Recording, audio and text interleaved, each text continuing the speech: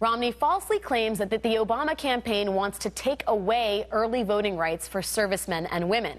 On Facebook, Romney wrote, President Obama's lawsuit claiming it is unconstitutional for Ohio to allow servicemen and women extended early voting privileges during the state's early voting period is an outrage. On Sunday, Romney's campaign lawyer doubled down, writing, it is despicable for the Obama campaign to challenge Ohio's lawful decision.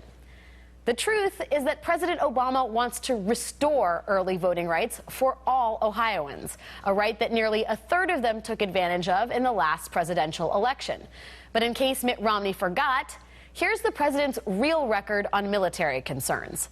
President Obama repealed Don't Ask, Don't Tell and ended the war in Iraq. Unemployment among veterans is currently at its lowest point since before President Obama took office. And let us not forget the First Lady, who's made helping military families one of her top priorities. Today, President Obama continued that tradition and signed into law the Honoring America's Veterans Act, which, among many things, helps the families affected by the contaminated water at Camp Lejeune. The law also bans protests 2 hours before and after funerals for service members, a direct hit on the fringe Westboro Baptist Church.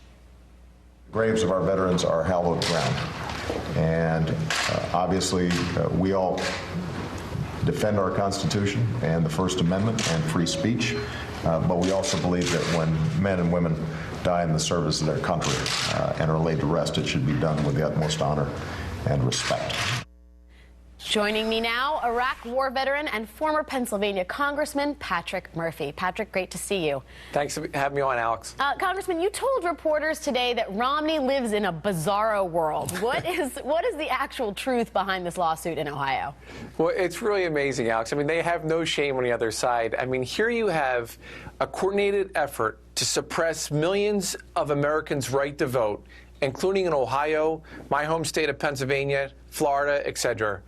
They're doing that, and then they have the gall, the Romney campaign has the gall to say, look, President Obama is trying to suppress military votes.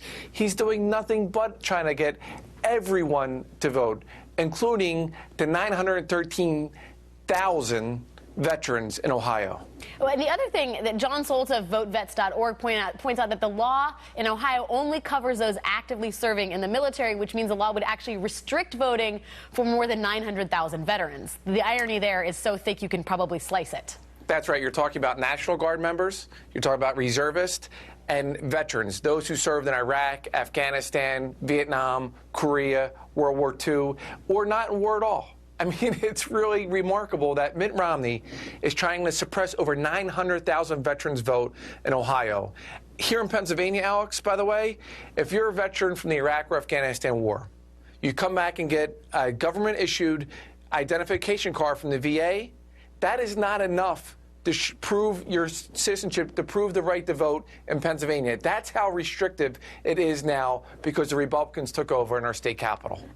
Patrick, you know, I would assume that the sort of logic here among the Romney campaign is that the active military service members are going to be more likely to vote for Mitt Romney. I mean, from your perspective, from your point of view, who is more likely to win the military vote this year? I really believe that they're going to rally behind the Commander-in-Chief, Barack Obama, for several reasons, Alex. First being, he took out the person who murdered over 3,000 Americans on 9/11. That was bin Laden. Number two, he's been the best champion for veterans. The new GI Bill, the largest increase in veterans benefits, making sure veterans are hired when they come back home.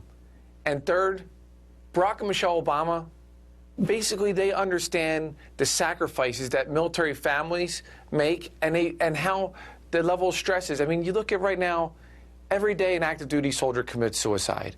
Every 80 minutes, a veteran in America commits suicide. There's so much more that we need to do. Barack and Michelle Obama will make sure that we take care of these heroes when they come home. Mitt Romney doesn't even have a plan for veterans. Patrick Murphy, thank you, sir, for your time. Thank you, Alex. Coming up next, what symbol do you have to